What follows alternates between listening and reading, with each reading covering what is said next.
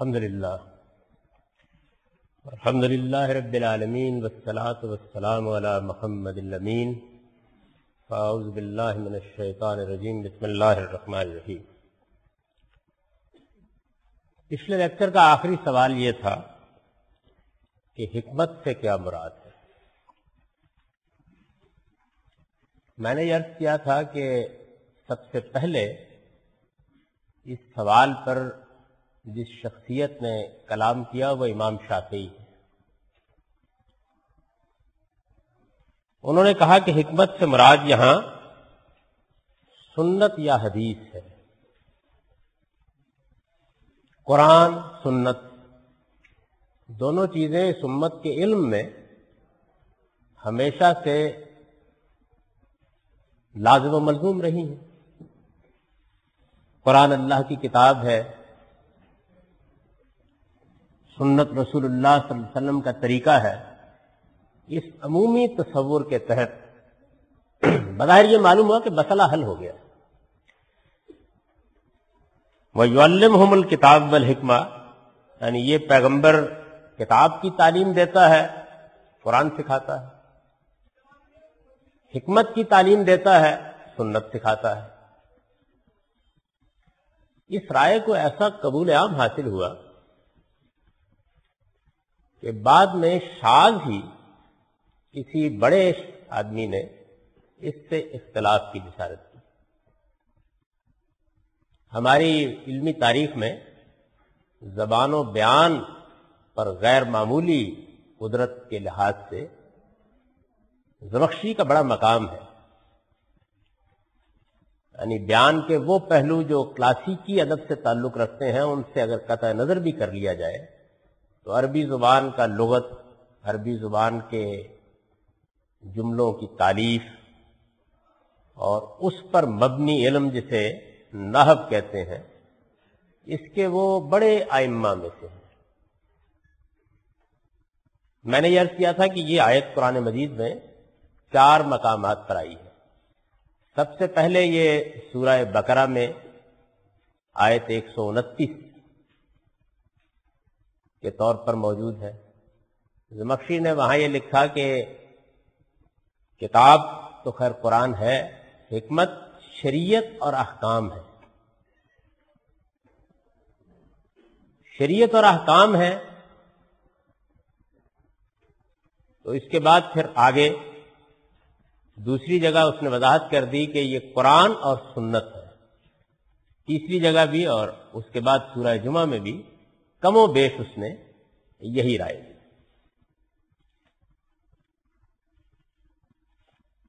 قرآن میں بھی شریعت ہے، قرآن میں بھی احکام بیان ہوئے ہیں، لیکن اس بات میں کچھ وزن تسلیم کیا جا سکتا ہے۔ اس کی وجہ یہ ہے کہ زبان کا یہ عام طریقہ ہے کہ بعض اوقات کسی چیز پر اگر غلبہ ہوتا ہے تو اس کو الگ سے بیان کر دیتے ہیں۔ تو چونکہ سنت میں زیادہ احکام ہیں، شریعت اس میں زیادہ بیان ہوئی ہے، نماز، روزہ، حج، زکوٰۃ، رسوم، آداب، اس کی چونکہ بے شمار چیزیں جو ہماری روزمرہ زندگی سے متعلق ہیں وہ سنت پر مبنی ہیں، تو اس بات میں ایک معقول قیم کی جا سکتی تھی کہ شریعت اور احکام کو الگ سے بیان کر دیا جائے۔ لیکن اس پر ظاہر ہے کہ یہ بڑا نازک سوال پیدا ہوتا ہے کہ کیا حکمت کا لفظ اس کے لیے موضوع ہے؟ یعنی ایک لفظ جب آپ کسی خاص چیز کے لیے استعمال کرتے ہیں تو اس کی موضوعیت زیر بحث آ جائے گی۔ کیا یہ لفظ اس کے لیے موضوع ہے؟ یعنی حکمت ظاہر ہے کہ اگر عام استعمال میں دیکھا جائے تو قرآن میں بھی اس معنی میں استعمال ہوا ہے دانش، جو ہمارے یہاں بھی عام دانائی، وہ بات جو وزڈم پر مبنی ہو، جس بات میں معقولیت ہو، جو بات باہمی طور پر چیزوں کے ربط کو واضح کر دے۔ چنانچہ جو آیت قرآن مجید میں دعوت کی حکمت عملی بیان کرتی ہے اس میں یہ آیا ہے کہ ادعو الی سبیل ربک بالحکمہ والموعظۃ الحسنہ، یعنی اللہ کی راہ کی طرف بلاؤ دانائی کے ساتھ، اچھے اسلوب میں، ایسے اسلوب میں کہ جو دل نشیں ہو، جس میں بات معقولیت کے ساتھ کی جائے۔ کم و بیش اس مفہوم میں حکمت کا لفظ ہم بھی بولتے ہیں، ہماری اردو میں بھی اس مفہوم میں استعمال ہوتا ہے. تو کیا لفظ اس کے لیے موضوع ہے؟ قرآن مجید میں جب ہم اس لفظ کے اطلاق کا مطالعہ کرتے ہیں، یہ میں نے ایک تعبیر اختیار کی، جب اس لفظ کے اطلاق کا مطالعہ کرتے ہیں، یعنی یہاں جو کچھ بھی ہو رہا ہے وہ لفظ کا لغوی مفہوم نہیں ہے.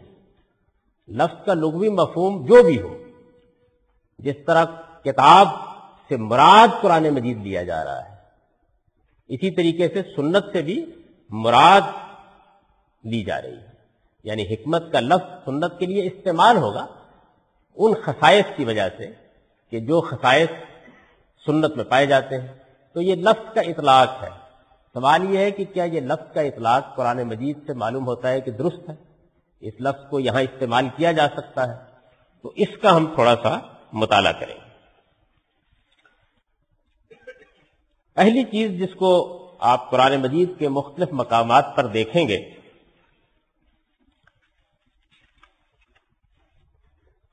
وہ یہ ہے کہ قرآن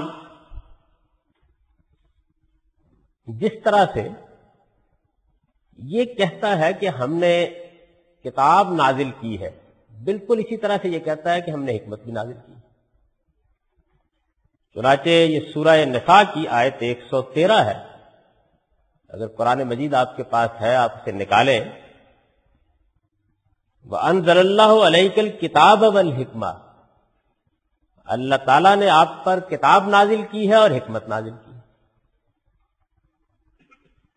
یعنی معلوم ہوا کہ جس طریقے سے اللہ تعالیٰ کی طرف سے کتاب ملی ہے، بالکل اسی طریقے سے حکمت بھی ملی ہے اور یہ نازل کی گئی ہے. اس کے بعد ایک اور سورہ نساء کی 113 آیت.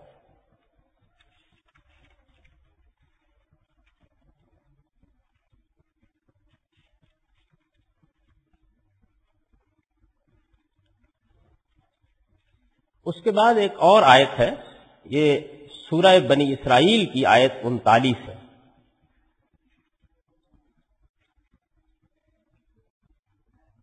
اس میں اگر آپ اس آیت کو نکالیں تو اس سے پہلے بہت سے اخلاقی احکام بیان ہوئے.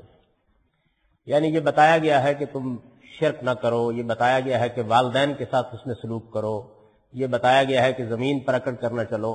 یعنی اخلاقی احکام کا ایک پورا کا پورا باب ہے اس سے پہلے جو سورہ بنی اسرائیل میں آیا ہے. اس آیت 39 سے پہلے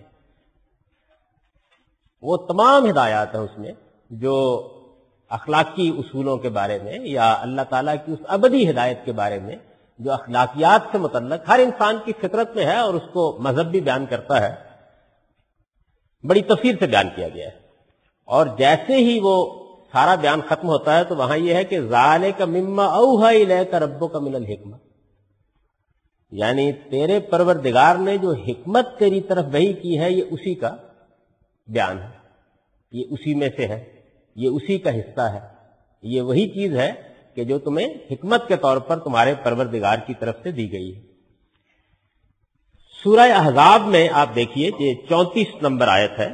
سورہ احزاب 33 نمبر سورہ ہے اور اس کی 34 نمبر آیت ہے. نبی صلی اللہ علیہ وسلم کی ازواج مطہرات کو وہاں بعض ہدایات دی جا رہی ہیں. اس میں بیان ہوا ہے وَاذْكُرْنَ مَا يُتْلَى فِي بُيُوتِكُنَّ مِنْ آیَاتِ اللَّهِ وَالْحِکْمَةِ، یعنی جو تمہارے گھروں میں اللہ کی آیتیں اور حکمت تلاوت کی جا رہی ہے اسے یاد رکھو. یعنی جس طریقے سے انزلہ کا فعل اس کے لیے استعمال ہوا اسی طرح تلاوت کرنے کا فعل بھی قرآن مجید نے اس کے لیے استعمال کر دیا.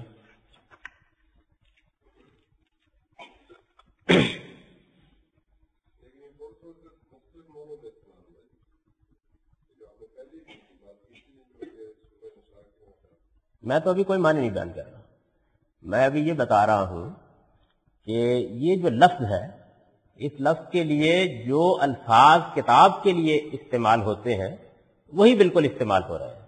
یعنی یہ تمہارے گھروں میں تلاوت کی جا رہی ہے، یہ تم پر نازل کی گئی ہے، یہ وہی چیز ہے جو تم پر اتاری گئی ہے، یہ الفاظ استعمال ہو رہے ہیں۔ اچھا، اس کے بعد جو آگے ایک مسئلہ پیدا ہوتا ہے وہ یہ ہے کہ ہم میں سے ہر وہ شخص جو مذہب کی تاریخ سے واقف ہے وہ اس بات سے بھی واقف ہے کہ سیدنا مسیح علیہ السلام پر انجیل نازل ہوئی ہے، اور انجیل کو جس شخص نے بھی پڑھا ہے وہ یہ جانتا ہے کہ اس میں شریعت اور احکام نام کی کوئی چیز نہیں، یعنی سیدنا مسیح علیہ السلام نے اس بات کو خود واضح کر دیا ہے انجیل میں کہ میں احکام اور شریعت کے پہلو سے تورات ہی کو لے کر آیا ہوں، یعنی میرے پاس وہی کتاب ہے، میں اس میں کوئی تبدیلی کرنے کے لیے نہیں آیا، میں تورات کو منسوخ کرنے کے لیے نہیں، اس کو پورا کرنے کے لیے آیا ہوں۔ یعنی تورات کی شریعت میں سیدنا مسیح نے کوئی اضافہ نہیں کیا، وہی تورات جو سیدنا موسیٰ علیہ السلام کے لیے شریعت کی کتاب ہے اسی کو انہوں نے بنی اسرائیل کے لیے شریعت کی کتاب قرار دیا، اس کے احکام میں کیا روح ہے اس کو بیان کیا، اس میں جس حقیقت کو بیان کیا گیا ہے اس کا کیا پس منظر ہے اسے انہوں نے واضح کیا، لیکن کوئی نیا حکم انہوں نے بیان نہیں کیا، نہ کوئی شریعت بیان کی۔ یعنی قرآن مجید میں تو شریعت کے بہت سے احکام ہیں لیکن انجیل میں اس طرح کوئی چیز نہیں ہے۔ اچھا، اب یہ دیکھیے کہ سیدنا مسیح علیہ السلام کے بارے میں قرآن مجید بیان کرتا ہے، یہ سورہ زخرف ہے، 34 نمبر سورہ ہے اور اس کی 63 آیت ہے۔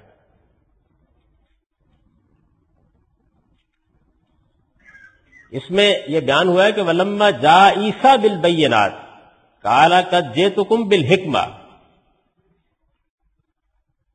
یعنی جب عیسیٰ بینات کے ساتھ واضح نشانیوں کے ساتھ آئے تو انہوں نے آ کر کہا کہ میں تمہارے پاس حکمت لے کر آیا ہوں۔ سورہ زخرف، 43 نمبر سورہ کی 63 نمبر آئے۔ اس میں جو آیتوں کے نمبر میں غلطی اس کی ذمہ داری میسر پر ہے، مجھ پر نہیں، کیونکہ یہ پرنٹ انہوں نے نکالا ہوا ہے۔ یہ آپ کے ہاں سورہ زخرف قرآن میں 34 نمبر سورہ ہے؟ نہیں، ان کے ہاں غالباً 34 نمبر ہوگا۔ تو سیدنا مسیح علیہ السلام کے بارے میں بھی اب دیکھیے قرآن نے لفظ حکمت بیان کیا۔ میں اس وقت صرف ایک نظر آپ کے سامنے ان چیزوں کو پیش کر رہا ہوں کہ جن میں یہ سوال ایک دوسرے زاویے سے سامنے آتا ہے۔ اچھا، اسی طرح دیکھیے یہ آل عمران ہے، آل عمران تیسری سورہ ہے اور اس کی 81 نمبر آیت ہے۔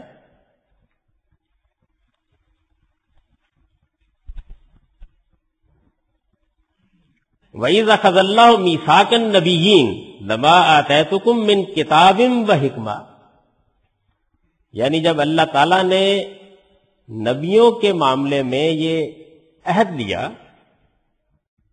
کہ میں تمہارے پاس لایا ہوں کتاب اور حکمت، یعنی یہاں بھی دونوں لفظ استعمال کیے گئے، کتاب اور حکمت، اور پھر اس کے بعد یعنی اللہ تعالیٰ نے یہ دی بنی اسرائیل کو کتاب اور حکمت، اور اس کے بعد کا ثم جاءکم رسول، پھر تمہارے پاس ایک رسول آیا مصدق لما معکم، جو حکمت اور کتاب تمہارے پاس موجود تھی اس کی تصدیق کرتا ہوا، یعنی پہلے بنی اسرائیل کو جو چیز دی گئی اس کو بیان کر دیا ہے اور پھر یہ بیان کیا ہے۔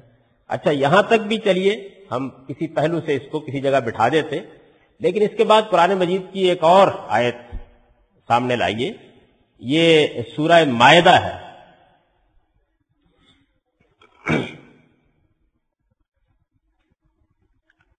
سورہ مائدہ 5ویں سورہ ہے اور اس کی یہ 110 نمبر آیت ہے۔ سیدنا مسیح علیہ السلام کو اللہ تعالیٰ فرماتے ہیں، یہ بڑی دلچسپ آیت ہے، اگر آپ قرآن میں اس کو دیکھیں، وَإِذْ عَلَّمْتُكَ الْكِتَابَ وَالْحِکْمَةَ وَالتَّوْرَاةَ وَالْإِنجِیلَ، یعنی جب میں نے تجھے کتاب کی تعلیم دی، اللہ تعالیٰ کہتے ہیں جب میں نے تجھے کتاب کی تعلیم دی اور حکمت کی تعلیم دی اور تورات کی تعلیم دی اور انجیل کی تعلیم دی، یعنی اس میں اب کتاب، حکمت، تورات، انجیل، یعنی تورات کتاب نہیں ہے، انجیل کتاب نہیں ہے، پھر کتاب کیا ہے، پھر حکمت کیا ہے، یہاں ایک بالکل دوسرے طریقے سے قرآن مجید نے اس کو استعمال کیا۔ اچھا، اسی چیز کو قرآن نے ایک دوسری جگہ ایک دوسرے پہلو سے بیان کیا کہ وہ کیا تعلیم دے گا سیدنا مسیح کے بارے میں۔ وَيُعَلِّمُهُ الْكِتَابَ وَالْحِکْمَةَ وَالتَّوْرَاةَ وَالْإِنجِیلَ، وہاں بھی یہی کیا، یعنی وہ اس کو کتاب کی تعلیم دے گا، حکمت کی تعلیم دے گا، اور تورات کی تعلیم دے گا، اور انجیل کی تعلیم دے گا۔ سورہ آل عمران ہے، 3 نمبر سورہ اور 48ویں آیت ہے۔ اس سے جو چیز پیش کرنا مقصود تھا وہ یہ ہے کہ قرآن مجید میں جب ہم اس لفظ کو دیکھتے ہیں تو یہ معلوم ہوتا ہے کہ یہ بات آسانی سے کہہ دینا کہ اس سے مراد سنت یا حدیث ہے، قرآن اس کو اس طرح قبول نہیں کرتا۔ یعنی سنت اور حدیث، ابھی میں اس پر کوئی تبصرہ نہیں کر رہا کہ اس کا صحیح مفہوم کیا ہے، صرف مقصد یہ ہے کہ ایک نظر اس پر ڈال کر دیکھیے قرآن مجید اس کو کس کس پہلو سے استعمال کرتا ہے۔ سیدنا مسیح علیہ السلام کو حکمت دی گئی، ایک جگہ یہ بیان کرتا ہے۔ سیدنا مسیح علیہ السلام کو کتاب اور حکمت دی گئی، اور تورات اور انجیل دی گئی۔ سیدنا مسیح علیہ السلام کے بعد خود رسالت میں آپ صلی اللہ علیہ وسلم سے پہلے کے انبیاء بنی اسرائیل کے بارے میں کہ ان کو کتاب اور حکمت دی گئی، پھر خود رسالت میں آپ صلی اللہ علیہ وسلم کے بارے میں یہی اسلوب سامنے آ جاتا ہے۔ تو قرآن مجید میں جب ہم اس پہلو سے دیکھتے ہیں تو یہ معلوم ہوتا ہے کہ جو انبیاء علیہ السلام کو تعلیم دی گئی ہے اس میں یہ دونوں لفظ اسی طریقے سے مختلف پہلوؤں سے استعمال ہو رہے ہیں۔ اچھا، پھر خود حضور صلی اللہ علیہ وسلم پر یہ کتاب بھی تلاوت کی جاتی ہے اور حکمت بھی، رسول اللہ صلی اللہ علیہ وسلم پر یہ کتاب بھی نازل کی جاتی ہے اور حکمت بھی، گھروں میں اس کتاب کی بھی تلاوت ہوتی ہے اور حکمت کی بھی، یعنی یہ الفاظ بھی اس کے لیے استعمال ہوتے ہیں۔ اس وقت پیش نظر صرف یہ تھا کہ قرآن مجید میں یہ اگر آپ اس لفظ کو دیکھیں تو یہ معلوم ہوگا کہ یہ کئی پہلوؤں سے استعمال ہوا ہے۔ ایسا نہیں ہے کہ ہر جگہ یہ کہہ دیا جائے کہ یہ کتاب قرآن ہے اور حکمت سے مراد سنت ہے، یعنی بہت سی آیات ایسی ہیں کہ جو اس صورتحال کو قبول کرنے سے انکار کر دیں گے۔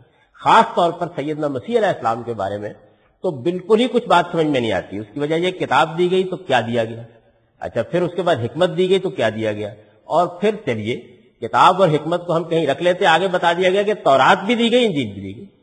تو اگر فرض کر لیجئے کسی زاویے سے دیکھا جائے تو اس کے معنی یہ ہوں گے کہ کتاب کوئی اور چیز ہے، حکمت کوئی اور چیز ہے، تورات کوئی اور چیز ہے، انجیل کوئی اور چیز ہے، یعنی یہ سب چیزیں ان کو دی گئیں، قرآن مجید نے بتایا، لیکن ان چیزوں سے کیا مراد ہے۔ اب مجھے صرف اس چیز کو سامنے آپ کے لا کر یہ بتانا ہے کہ جو دنیا میں جتنی بھی کلاسیک کی زبانیں ہیں، خاص طور پر عربی زبان، تو اس میں لفظ ارتقاء کے مختلف مراحل سے گزرتا ہے۔ یہ جو ارتقاء کے مختلف مراحل ہیں یہ ان زبانوں میں اس لیے بہت زیادہ استعمال ہوتے ہیں کہ یہ جتنی کلاسیکی زبانیں ہیں یہ در حقیقت بہت کم الفاظ سے غیر معمولی طور پر متنوع مدعا کو بیان کرتے ہیں۔ یعنی عام طور پر تو یہ کہا جاتا ہے نا کہ عربی زبان میں الفاظ مختلف چیزوں کے لیے بہت ہوتے ہیں، ایسا نہیں ہے۔ یعنی یہ چیز استقصاء سے صحیح معلوم نہیں ہوتی۔ اس کی وجہ یہ ہے کہ الفاظ اصل میں چیزوں کے استعمال سے بنتے ہیں۔ عربی زبان میں کن چیزوں کے نام بہت ہیں؟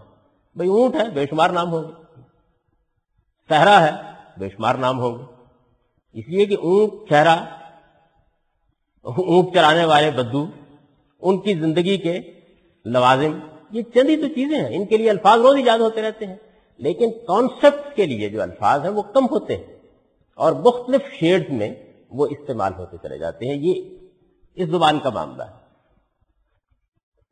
صرف یہی نہیں، ہماری جو اردو زبان ہے اس میں بھی آپ لفظوں کا ارتقاء دیکھیں تو وہ ایسی ہی منازل طے کرتا ہے۔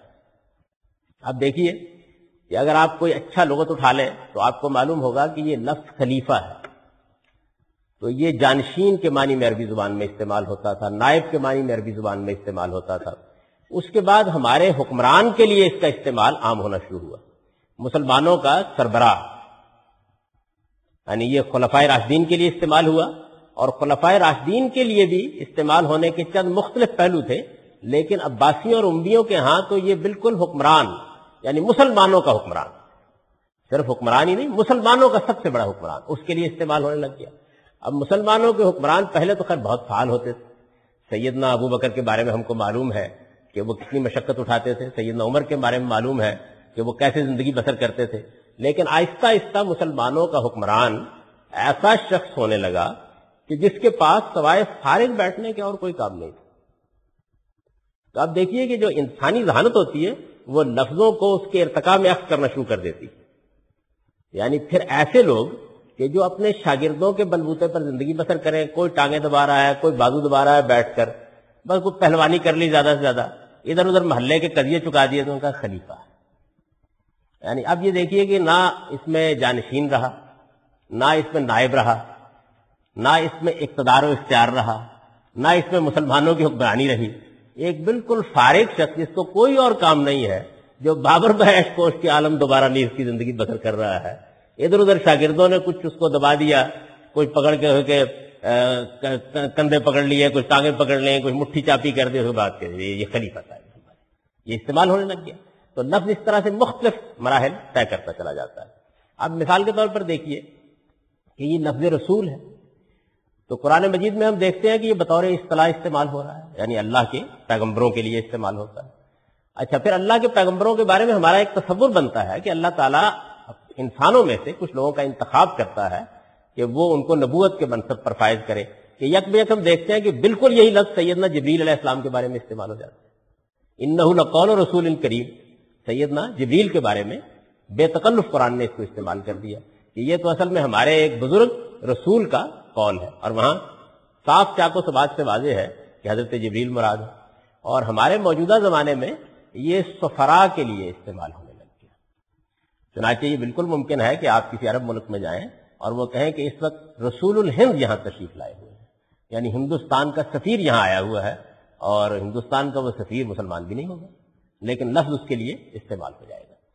تو جب کوئی کتاب لکھی جاتی ہے یا زبان بولی جاتی ہے یا گفتگو کی جاتی ہے، تو آپ اگر اپنی زبان کا بھی جائزہ لیں تو آپ یہ دیکھیں گے کہ لفظ کبھی اپنے اصل لغوی مفہوم میں استعمال ہو رہا ہوتا ہے، کبھی اس سے ذرا اوپر اٹھتا ہے اور اصطلاحی مفہوم میں استعمال ہونے لگ جاتا ہے، کبھی اس اصطلاحی مفہوم سے ترقی کر کے بعد ایسے مفاہیم میں استعمال ہونے لگ جاتا ہے جس کے لیے وہ کبھی اصلاً استعمال نہیں ہوا تھا، اور پھر اس سے بھی مزید آگے بڑھ کر ایسا بھی ہوتا ہے کہ لفظ کے اندر سے ساری چیزیں نکل جاتی ہیں اور اس کا ایک اطلاق ہوتا ہے جس کے اوپر وہ استعمال ہو رہا ہوتا ہے۔ یعنی یہ ہماری اردو زبان میں بھی ہے، عربی زبان میں بھی ہے، فارسی زبان میں بھی ہے، انگریزی زبان میں بھی ہے، ساری زبانوں میں لفظوں کا یہ ارتقاء اسی طریقے سے جاری رہتا ہے۔ چنانچہ قرآن مجید میں جب آدمی غور و خوض کرتا ہے تو جو سب سے بڑا مسئلہ ہو جاتا ہے وہ یہ ہے کہ ہم کسی لفظ کے استعمال کے عادی ہو چکے ہوتے ہیں۔ جیسے مثال کے طور پر ہمارے لیے یہ باور کرنا مشکل ہے کہ رسول کا لفظ یک بیک سفیر کے لیے استعمال ہو جائے۔ ہمارے ہاں یہ اصطلاحی طور پر اتنا عام ہو چکا ہے کہ ہم اردو زبان میں اس سے ہٹ کر اس لفظ کو استعمال نہیں کرتے، لیکن عربوں کے ہاں یہ صورتحال نہیں ہے۔ اچھا، بالکل اسی طریقے سے اب صلاۃ ہے، نماز ہے، قرآن مجید میں اس کے لیے جو لفظ استعمال ہوا ہے آپ اس کا مختلف جگہوں پر مطالعہ کریں تو معلوم ہوگا کہ دعا کے لیے استعمال ہو رہا ہے، رحمت کے لیے استعمال ہو رہا ہے، التفات کے لیے استعمال ہو رہا ہے، اور اس اصطلاحی نماز کے لیے بھی استعمال ہو رہا ہے جو ہم شب و روز پڑھتے ہیں۔ لیکن ہماری اردو میں جو اس کا مترادف لفظ نماز ہے اس نے ارتقاء کی، اس میں سے کوئی منزل بھی طے نہیں کی۔ یعنی نماز کا لفظ بولتے ہوئے یا وہ نماز ہوتی ہے جو ہم روز پڑھتے ہیں، جنازہ مراد ہوتا ہے، یعنی جن چیزوں کے لیے اصطلاحاً استعمال ہوتا ہے اس سے ہٹ کر استعمال نہیں ہوتا۔ عربی زبان میں یہ صورتحال نہیں ہے، اس لیے کہ عربی زبان میں لفظ اپنے تمام استعمالات کے ساتھ رائج ہے، لیکن وقت کے ساتھ ساتھ ایسا ہوتا ہے کہ کسی دوسری زبان میں یا اسی زبان میں کچھ مراحل گزرنے کے بعد لفظ سے بعض چیزیں نکلتی چلی جاتی ہیں، اور ہم یہ دیکھتے ہیں اس کو زبان کی اصطلاح میں تجرید کہتے ہیں، یعنی لفظ کے کچھ کپڑے اترتے جاتے ہیں۔ اس نے ایک لباس پہنا ہوا ہوتا ہے تو اس میں کچھ چیزیں اترتی چلی جاتی ہیں اور باقی رہ جاتی ہیں، اور یہاں تک کہ پھر ہم دیکھتے ہیں کہ وہ ایک معنی میں استعمال ہوا، دوسرے میں استعمال ہوا، تیسرے میں ہوا، چوتھے میں ہوا۔ یہ تو معنی کا سفر ہے۔ اس سے آگے بڑھ کر جس طرح کہ میں نے عرض کیا پھر اطلاق ہے لفظ کا، یعنی آپ نے حکمت بول کر دانائی مراد لی، آپ نے حکمت بول کر فلسفہ یونان مراد لیا، آپ نے حکمت بول کر دین کی حکمت مراد لی، یعنی یہ اب اطلاق ہے لفظ کا۔ لفظ کا جو اطلاق ہے یہ بھی اسی طریقے سے تبدیل ہوتا رہتا ہے، اس میں بھی مختلف مراحل آتے رہتے ہیں۔ تو قرآن مجید میں جب ہم یہ لفظ کتاب اور حکمت کا مطالعہ کرتے ہیں تو اس کی بھی یہی صورت ہمارے سامنے آتی ہے میں نے ایک نظر آپ کے سامنے آیات رکھ دی تھی، اب میں اپنا نقطہ نظر بیان کر رہا ہوں، یعنی یہ بتا رہا ہوں اس تمہید کے بعد کہ قرآن مجید میں یہاں اس لفظ کو میں کس معنی میں لیتا ہوں، اور جب اس معنی میں لیتا ہوں تو ظاہر بات ہے کہ اس سے پہلے یہ مطالعہ ضروری ہے کہ آپ یہ دیکھ لیں کہ قرآن مجید خود اس لفظ کو کس کس مفہوم میں استعمال کرتا ہے۔ اس میں ہم نے دیکھا تھا کہ یتلو علیہم آیات ہی میں کوئی مسئلہ نہیں ہے، یعنی رسالت مآب صلی اللہ علیہ وسلم اللہ کی آیات تلاوت کرتے تھے، نہ اس کے اوپر کوئی زبان کا سوال پیدا ہوتا ہے، نہ کوئی علم و مطالعے کی مشکل اس میں در آتی ہے، نہ نبی صلی اللہ علیہ وسلم کی سیرت کے حوالے سے کوئی پرابلم سامنے آتا ہے۔ اس کی وجہ یہ ہے کہ یہ بالکل واضح بات ہے، رسالت مآب صلی اللہ علیہ وسلم پر قرآن اترا، قرآن کی آیات ہیں، ان آیات کو حضور صلی اللہ علیہ وسلم پڑھ کر سناتے تھے، اس میں یتلو علیہم میں کیا چیز پوشیدہ ہے وہ تو ہے ایک زبان کی بحث، اور وہ ہم تھوڑی دیر میں کریں گے، لیکن اس کے مدعا اور اطلاق میں کوئی بڑی مشکل پیدا نہیں ہوتی۔ جو مشکل پیدا ہوتی ہے وہ آ کر یعلمہم الکتاب والحکمہ میں سامنے آتی ہے، اور اس میں میرے نزدیک 3 لفظ ہیں جن کے استعمال کا جو ایک نازک سا فرق ہے، پہلے آپ اس کو دیکھیے۔ ہم جب اپنی اردو زبان میں تعلیم کا لفظ بولتے ہیں تو ہمارا تصور یہ ہوتا ہے کہ ایک استاد بیٹھا ہوا ہے اور وہ کوئی فن، کوئی علم، کوئی ہنر سکھا رہا ہے۔ اچھا، اگر مثال کے طور پر ہم اس لفظ کو ایسے استعمال کر دیں کہ فلاں صاحب فلاں کتاب کی تعلیم دے رہے ہیں، تو فوراً جو تاثر ہمارے ذہن میں پیدا ہوتا ہے وہ یہ ہوتا ہے کہ وہ کتاب موجود ہے، اس کتاب میں کچھ حقائق بیان کیے گئے ہیں، وہ ان کی شرح و وضاحت کر رہے ہیں، ان کو سمجھا رہے ہیں، اس کا پس منظر واضح کر رہے ہیں۔ مثال کے طور پر اگر میں یہ کہوں کہ میں آپ کو اپنی کتاب پڑھا رہا ہوں یا اس کی تعلیم دے رہا ہوں، تو یہی تاثر آپ کے ذہن میں اس سے قائم ہوتا ہے۔ یہ اصل میں ہماری اردو میں آ کر لفظ یہ صورت اختیار کر چکا ہے۔ عربی زبان میں بھی یہ اس معنی میں استعمال ہوتا ہے، لیکن اسی معنی میں استعمال نہیں ہوتا۔ عربی زبان میں بھی اس معنی میں استعمال ہوتا ہے، لیکن اسی معنی میں استعمال نہیں ہوتا۔ یعنی عربی زبان میں یہ محض کسی چیز کو بتا دینے کے لیے آ جائے گا، محض کسی چیز کو بتا دینے کے لیے آ جائے گا۔ جس طرح میں اردو زبان کے ایک لفظ کی مثال دے رہا ہوں، ہم بولتے ہیں میں نے ان کو فلاں چیز سکھا دی۔ اب یہ دیکھیے، تعلیم دینے میں تو ایک ہی تاثر آتا ہے، سکھانے کا لفظ آپ کئی معنی میں بول سکتے ہیں۔ وہ آدمی جو آپ کو قرآن مجید ناظرہ پڑھا دیتا ہے اس کے لیے بھی بول سکتے ہیں، وہ جو اس کے معنی اور مطالب آپ کو بتاتا ہے اس کے لیے بھی بول سکتے ہیں۔ یعنی یہ مختلف مراحل اور منازل سے گزرتا ہوا استعمال ہوتا چلا جاتا ہے سکھانے کا لفظ۔ تو ایک آدمی نے تقریر کر ڈالی آپ کے سامنے، اس سے بھی آپ سیکھ سکتے ہیں، اور ایک آدمی نے اس ہنر کی آپ کو باقاعدہ تربیت دی، لفظ اس کے لیے بھی استعمال ہو جائے گا۔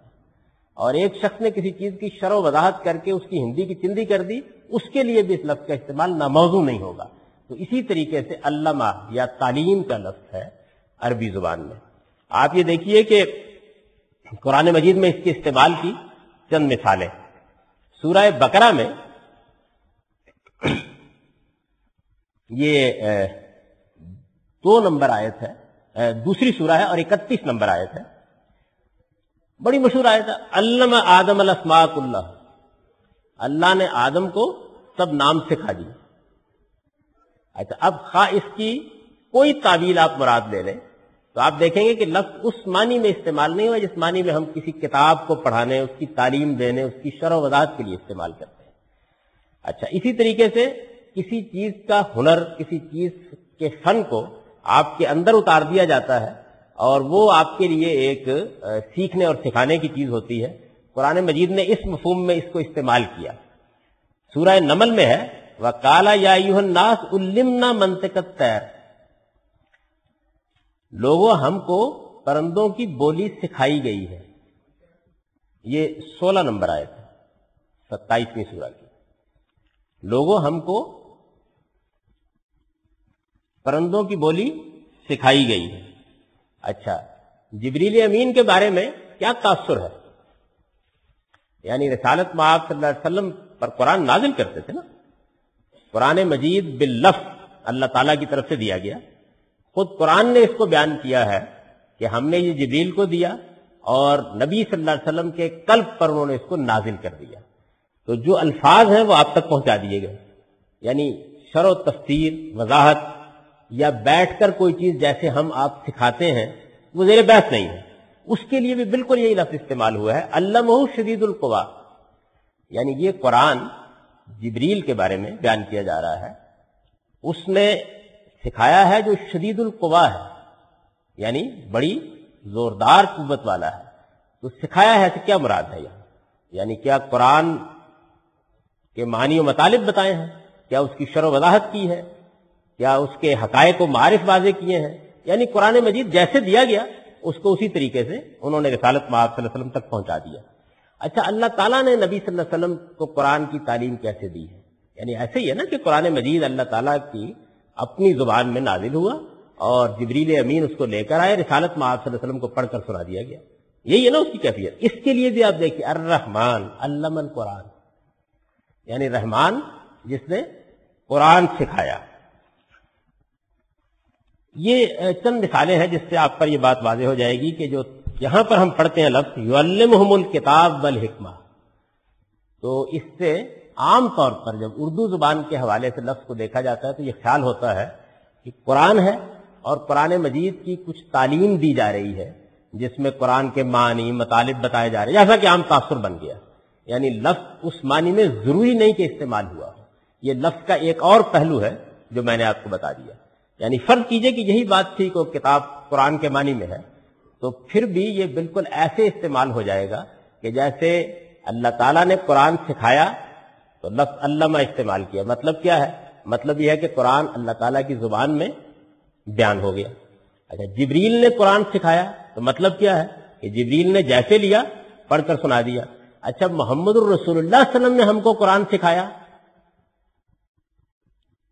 علم القرآن اللہ نے سکھایا، علمہ شدید القوا جبریل نے سکھایا، اور محمد صلی اللہ علیہ وسلم یعلمہم الکتاب، اسی معنی میں ہو سکتا ہے نا، یعنی اس میں کوئی استبعاد نہیں ہے کہ قرآن دینے کا جو عمل ہوا ہے لفظ اس کے لیے استعمال ہو جائے، ضروری نہیں کہ اس کو ہم تعلیم دینے سکھانے کے معنی میں لیں۔ یہ میں نے قرآن مجید سے اس کی آپ کو مثالیں دے دی۔ یہ تو ہے معاملہ تعلیم کا۔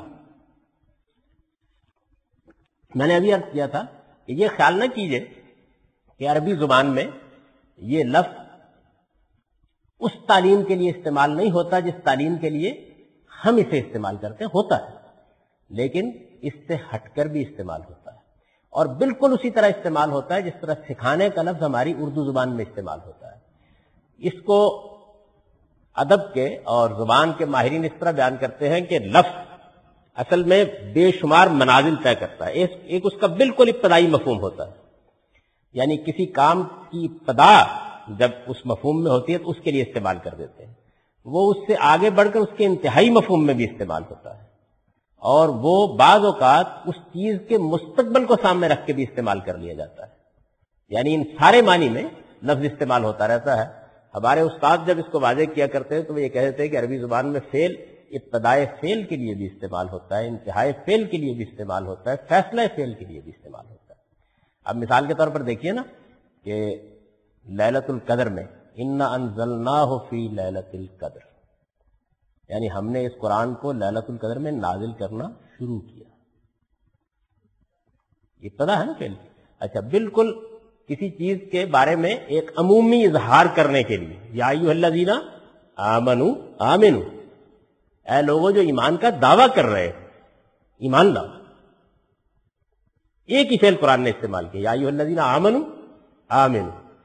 سیدنا مسیح علیہ السلام نے گہوارے میں کلام کیا، قرآن میں اس کا ذکر ہوا ہے، اس میں وہ یہ کہتے ہیں کہ اللہ تعالیٰ نے آتانی الکتاب، مجھ کو کتاب دی ہے، یعنی کیا مطلب؟ کتاب دینے کا فیصلہ کیا، میرے بارے میں یہ فیصلہ کر دیا ہے کہ مجھے کتاب دی جائے گی۔ تو عربی زبان میں فعل مختلف مدارج میں استعمال ہوتا ہے، اسی اصول پر یہ فعل علمہ ہے، یعنی کسی چیز کو آپ نے بیان کر دیا، کسی چیز کو آپ نے دے دیا، کسی چیز کو آپ نے سکھا دیا، کسی چیز کی آپ نے شرح و وضاحت کر دی، کسی چیز کو آپ نے ذہن میں اتار دیا، کسی چیز کو آپ نے ودیت کر دیا، تو یہ سارے پہلوؤں سے استعمال ہو جائے گا۔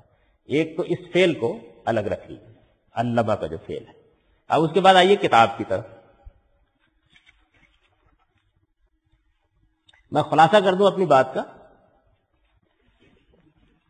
کیا ہے جی آپ کی یعنی وقت بتا دیجیے. جس طریقے سے اس فعل نے ایک دوسرے پہلو سے اپنی حقیقت ہم پر کھولی، یعنی دے دینے کے لیے، بتا دینے کے لیے، کسی چیز کا علم دوسرے کو منتقل کر دینے کے لیے، بیان ہی وہ اس کے سامنے رکھ دینے کے لیے، یعنی سکھانے کا لفظ جس طرح استعمال ہوتا ہے یہ لفظ بھی استعمال ہو جاتا ہے. کتاب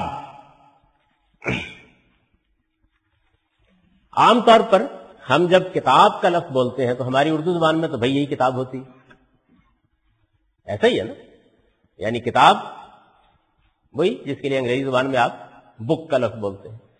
تو اب جب آدمی اردو کے ذہن کو سامنے رکھ کر قرآن مجید کی طرف جاتا ہے تو کتاب اتنا زیادہ معروف لفظ ہے کہ وہ ہر جگہ محسوس کرتا ہے کہ اسی معنی میں ہوگا. لیکن اب ذرا دیکھیے قرآن مجید اسے کس کس مفہوم میں استعمال کرتا ہے. سورہ بقرہ کی یہ 235 نمبر آیت ہے، اور اگر معز صاحب کو اعتراض نہ ہو تو سورہ بقرہ غالباً دوسری سورہ ہے.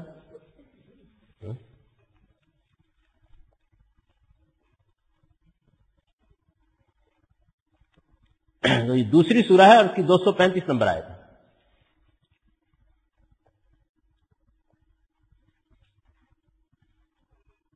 آپ کو معلوم ہے نا کہ اگر کسی خاتون کو طلاق ہو جائے یا اس کا شوہر دنیا سے رخصت ہو جائے تو اس کو عدت کی مدت گزارنی پڑتی ہے. یعنی ایک قانون، ایک قاعدہ ہے جو مسلمان عورتوں کے لیے بنا دیا گیا ہے. اس میں وہ جب قانون کی مدت پوری کر لیتی ہیں، یعنی وہ 3 مہینے بھی ہوتی ہے اور 4 مہینے 10 دن بھی وفات کی صورت میں ہوتی ہے، تو یہ مدت جب وہ پوری کر لیتی ہیں تو اس کے بعد وہ نکاح کر سکتی ہیں. قرآن مجید اس قانون کو بیان کر رہا ہے یہ بقرہ کی 235 میں. وَلَا تَعْزِمُوا عُقْدَةَ النِّکَاحِ، اور نکاح کی گرہ نہ باندھو، حتیٰ یبلغ الکتاب اجلہ، جب تک کہ قانون اپنی مدت کو نہ پہنچے. وہی کتاب ہے نا، یعنی وہی کتاب جو عام استعمال ہوتی ہے بک کے معنی میں، یہ مجلد کتاب کے معنی میں وہی کتاب ہے. بالکل وہی لفظ آپ دیکھیے قرآن میں نکال کے، وَلَا تَعْزِمُوا عُقْدَةَ النِّکَاحِ حَتَّى يَبْلُغَ الْکِتَابُ أَجْلَهُ، یعنی نکاح کی گرہ مت باندھو جب تک کہ قانون اپنی مدت پوری نہ کر لے. جو قاعدہ مقرر کیا گیا ہے، جو قانون بنایا گیا ہے 3 مہینے یا 4 مہینے 10 دن کا وقت گزارنا ہے، جب تک وہ مدت پوری نہ ہو جائے. اور اجل یعنی مدت کے لیے جو لفظ استعمال ہوا وہی معروف لفظ ہے اجل جو ہم بولتے ہیں. قانون اپنی مدت کو نہ پہنچ جائے، قاعدہ وہاں تک نہ پہنچ جائے جو اس کے لیے مقرر کیا گیا ہے. اسی طریقے سے آپ دیکھیں سورہ نساء ہے، یہ سورہ نساء 4 نمبر سورہ ہے اور اس کی یہ 24ویں آیت ہے.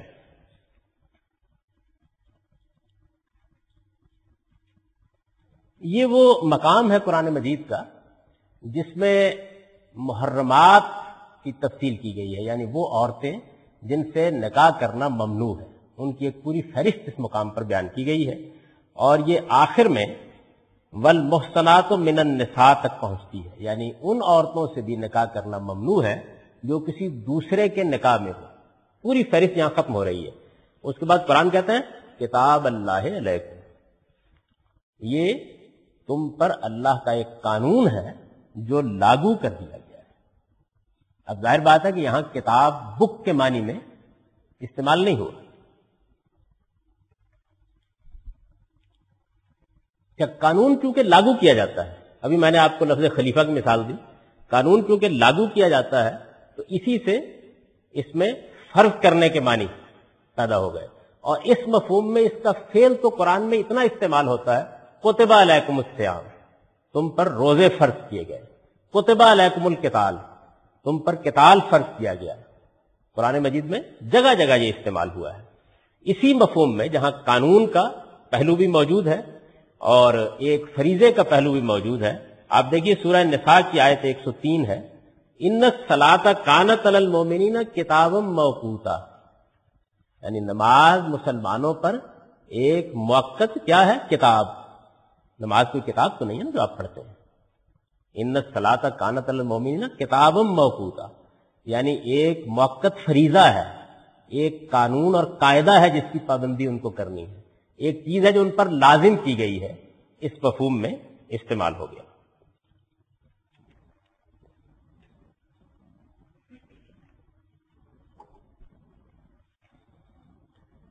ہم قانون کا لفظ احکام کے لیے بولتے ہیں، بالکل اسی طرح سے اس سے اوپر اٹھ کر اللہ تعالیٰ جس قاعدے پر اس دنیا کو چلا رہا ہے اس کے لیے بھی اردو میں بے تکلف بولتے ہیں۔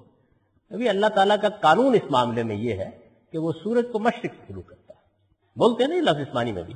آپ دیکھیے قرآن مجید میں بھی یہ اس تکوینی قانون کے لیے استعمال ہوا، معنی وہی ہے قانون کے معنی میں۔ آپ کے علم میں ہوگا کہ سورہ توبہ میں یہ 9 نمبر سورہ ہے اور اس کی یہ 36ویں آیت ہے۔ یہ بیان ہوا ہے کہ اللہ تعالیٰ کا جو قانون ہمیشہ سے چلا آ رہا ہے اس میں مہینے 12 ہیں، قمری مہینے یہی ہے نا، یعنی جو آسمان پر نمایاں ہوتے ہیں، اور اس قانون میں جو اللہ تعالیٰ نے شریعت قائم کی ہے اس شریعت میں 4 مہینے حرام قرار دے دیے گئے۔ اب یہ دونوں پہلوؤں کو نگاہ میں رکھیے اور پھر آیت سنیے، ان عدت الشہور عند اللہ 12 شہرا فی کتاب اللہ، یعنی مہینوں کی تعداد اللہ کے نزدیک 12 ہی ہے، فی کتاب اللہ، اللہ کے قانون میں، یوم خلق السماوات والارض، اس دن سے جس دن اس نے آسمان و زمین کو بنایا، یعنی جو قاعدہ مقرر کر دیا گیا دنیا میں ان میں یہ مہینے اسی طرح 12 چلے آ رہے ہیں۔ یہ صورتحال ہے کتاب کے بارے میں، یعنی کتاب کا لفظ جس طریقے سے کتاب کے لیے استعمال ہوتا ہے اسی طریقے سے قانون کے لیے بھی استعمال ہوتا ہے، اسی طریقے سے کتاب کا لفظ خط کے لیے بھی استعمال ہوتا ہے۔ آپ نے دیکھا ہو نا حضرت سلیمان نے ملکہ سبا کو ایک خط بھیجا تھا، اس کے لیے بھی یہی لفظ استعمال ہوا ہے۔ تو جس وقت ہمارے ذہن میں الفاظ کے مختلف پہلو ہوتے ہیں تو تب ہمارے اندر وہ وسعت پیدا ہوتی ہے کہ ہم کسی جگہ پر اس کے اطلاق میں بھی اس پہلو کو ملحوظ رکھیں۔ یہ آپ نے دیکھا کہ ہم نے کتاب کے لفظ کا مطالعہ کیا اور اسی طرح تعلیم کے لفظ کا مطالعہ کیا۔ اب اس کے بعد ایک اور چیز جو اس میں قابل مطالعہ ہے وہ ہے عربی زبان کا واو، یہ جس کو اور کے معنی میں آپ بولتے ہیں۔ یعنی ہم نے دیکھا یہاں کہ عربی زبان میں جو واو ہے وہ یہاں استعمال ہوا ہے نا، یتلو علیہم آیاتہ ویزکیہم ویعلمہم الکتاب والحکمہ، یعنی جیسے ہم اردو میں اور بولتے ہیں تو عربی زبان میں واو ہے۔ عربی زبان کا یہ واو ظاہر ہے کہ عام طور پر اور کے معنی میں آتا ہے لیکن ہر جگہ اور کے معنی میں نہیں آتا۔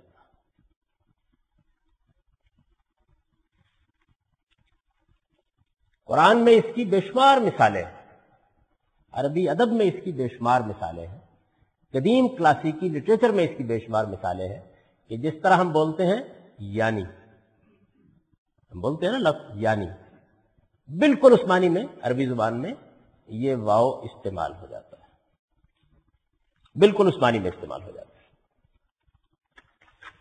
قرآن مجید میں نبی صلی اللہ علیہ وسلم کے بارے میں یہ بیان کیا گیا ہے کہ قد جاءکم من اللہ نور و کتاب مبین، یعنی تمہارے پاس ایک نور آیا ہے اور ایک واضح کتاب آئی ہے، عام نقطہ نظر یہی ہے۔ اچھا، لیکن قرآن مجید کیا کرتا ہے، اس کے فوراً بعد کہتا ہے یہدی بہی، اور جو پروناؤن ہے وہ ایک کر دیتا ہے، حالانکہ چیزیں تو 2 بیان ہوئی ہیں، یعنی ایک نور بیان ہوا ہے، ایک کتاب مبین بیان ہوئی ہے۔ فوراً اس کے بعد وہ یہ نہیں کہتا کہ عربی زبان میں اگر وہ کہتا یہدی بہما کہنا چاہیے تھا نا، ان دونوں کے ذریعے سے ہدایت دیتا ہے، تو وہ فوراً ایک کر دیتا ہے اس کو۔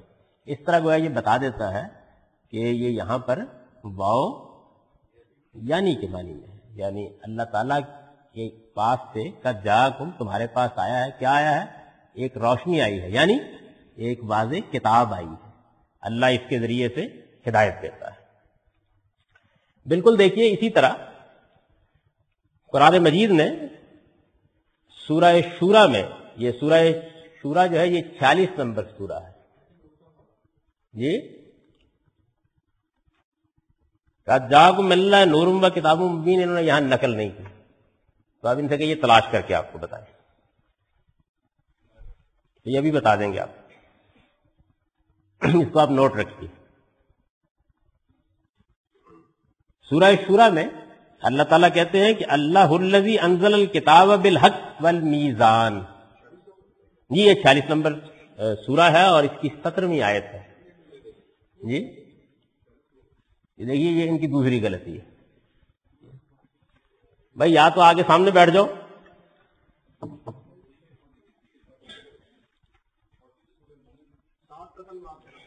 جی نہیں وہ تو ثابت ہو گیا کہ دوسری غلطی نہیں ہوئی جی، ابھی گنجائش ہے دوسری غلطی کی جی، تو 42 ہی ہے، ابھی تردید کسی کی صاحب نے کہ نہیں 40 ہی ہے، وہ بھی ایک طالب علمانہ غلطی تھی اور میرا خیال ہے آپ کے کسی ہمسائے سے ہوئی ہے، کیونکہ صورتحال وہی تھی کہ میں جو بولا کہا کہ یہ آواز اسی خانہ خراب کی تھی جی، تو اللہ الذی انزل یہ آپ نے تلاش کر لی، ہاں شورا میں 17 نمبر ہے، اگر انہوں نے اس کا نمبر بھی غلط نہیں لکھا، اللہ الذی انزل الکتاب بالحق والمیزان۔ اب یہ دیکھیے یہاں بھی بالکل اسی یعنی کے بانی میں ہے، اللہ وہ ذات جس نے کتاب نازل کی حق کے ساتھ، یعنی میزان اتارا، یعنی حق و باطل کے لیے فیصلے کی کسوٹی اتاری۔ بالکل اسی طرح دیکھیے سورہ بقرہ میں، یہ دوسری سورہ ہے اور یہ اس کی 53 نمبر آیت ہے، وَإِذْ آتَيْنَا مُوسَى الْكِتَابَ وَالْفُرْقَانَ، اور یاد کرو جب ہم نے موسیٰ کو کتاب دی یعنی فرقان دیا، حق و باطل میں فرق کرنے والی کسوٹی دی۔ قرآن مجید نے بھی اپنے آپ کو کہیں قرآن کہا ہے کہیں فرقان کہا ہے، ایک ہی چیز ہے، تو اس کو بیان کیا لعلکم تہتدون۔ اچھا یہ تو یعنی کا مفہوم ہوا۔ ہم اردو زبان میں ایسے بات کرتے ہیں نا کہ میں نے آپ کو یہ کیا، میں نے آپ کے ساتھ یہ کیا اور اس طرح آپ کو گویا اپنا دل نکال کے دے دیا، بولتے ہیں نا اس طرح، یہ اس طرح یعنی پوری پچھلی بات کے اوپر ہم اس طرح بول دیتے ہیں، عربی میں اس کے لیے واو آتا ہے۔ اس کی میں آپ کو ایک دلچسپ مثال دیتا ہوں، یہ آیت تو دیکھ لی، یعنی یہ آیت جو زیر بحث ہے اس میں یہ 4 چیزیں بیان ہوئی ہیں نا، یتلو علیہم آیاتہ ویزکیہم ویعلمہم الکتاب والحکمہ، تو یہی آیت ہے۔ ذرا اس آیت کو ایک اور جگہ پہ دیکھیے، یہ آپ نے اس کا نمبر لکھا ہے، بالکل آخر میں ہے، بالکل آخر میں کیوں لکھا ہے؟ ہاں یہ بقرہ ہی میں ہے، بقرہ میں نے عرض کیا نا کہ بقرہ میں یہ 129 نمبر بھی آئی ہے، 151 نمبر بھی آئی ہے، اور پھر آل عمران میں آئی ہے 164 نمبر، اور پھر سورہ جمعہ میں آئی ہے، تو یہ دوسری مرتبہ جب بقرہ میں آئی ہے وہاں اس کو نکالیے، اسی آیت ہے، یہی آیت ہے، یہ بقرہ 2 نمبر سورہ ہے اور 151 نمبر آیت ہے، اس میں غلطی نہیں ہو سکتی، اس وجہ سے کہ مجھے بھی یاد ہے۔ یہ دیکھیے کما ارسلنا فیکم رسولا منکم یتلو علیکم آیاتنا ویزکیکم ویعلمکم الکتاب والحکمہ، بات یہیں ختم نہیں ہوئی، ویعلمکم ما لم تکونوا تعلمون، یعنی اب اس کا ترجمہ کیجئے، پہلے 4 میں کوئی بحث نہ کریں، اسی طرح ترجمہ کر دیں جیسے عام طور پر کیا جاتا ہے، یعنی ہم نے تمہارے درمیان ایک رسول بھیجا، تم پر ہماری آیتیں تلاوت کرتا ہے اور تمہارا تزکیہ کرتا ہے اور تمہیں کتاب اور حکمت کی تعلیم دیتا ہے اور تم کو سکھاتا ہے وہ جو تم نہیں جانتے۔ یعنی اب اجازت دیجئے میں ترجمہ یوں کر دوں، تم کو کتاب اور حکمت کی تعلیم دیتا ہے، اس طرح تم کو وہ کچھ سکھاتا ہے جو تم نہیں جانتے، ورنہ تو یہ ہوگا نا کہ ایک ہو گئی کتاب، ایک ہو گیا تزکیہ، ایک ہو گئی حکمت، اور ایک یعلمکم ما لم تکونوا تعلمون، دنیا کے تمام علوم جو ہم نہیں جانتے، یہ مطلب تو نہیں ہے نا، لیا ہے لوگوں نے، ہمارے ہاں ایک نقطہ نظر، مذہبی نقطہ نظر ہے، جس کے لوگ اسی آیت سے یہ ثابت کرتے ہیں کہ رسول اللہ صلی اللہ علیہ وسلم جمیع ما کان و ما یکون کا علم رکھتے تھے، جو کچھ ہو چکا اس کا بھی، جو کچھ ہونے والا ہے اس کا بھی۔ تو اس پر ایک بڑا دلچسپ مناظرہ ہوا دو گروہوں کے درمیان، سلہ والی کا مناظرہ اس کو کہتے ہیں۔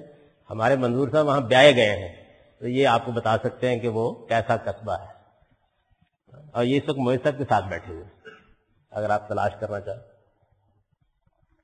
اس میں مناظرہ ہوا تو ایک فریق نے یہ کہا کہ بھائی بات یہ ہے کہ اچھا اس کا مطلب یہ ہے کہ دنیا میں جو مکھی مچھر بھی پیدا ہوئے اور پیدا ہوں گے ان کا بھی حضور علم رکھتا؟ ان کا ہاں بالکل۔ انہوں نے کہا یہ قرآن میں تو یہ کہتا ہے نا کہ یہ تم کو بھی سکھا دیا، یعنی آیت کا مطلب ہے یعلمکم، نبی صلی اللہ علیہ وسلم سکھاتے ہیں تم کو وہ چیزیں جن کو تم نہیں جانتے۔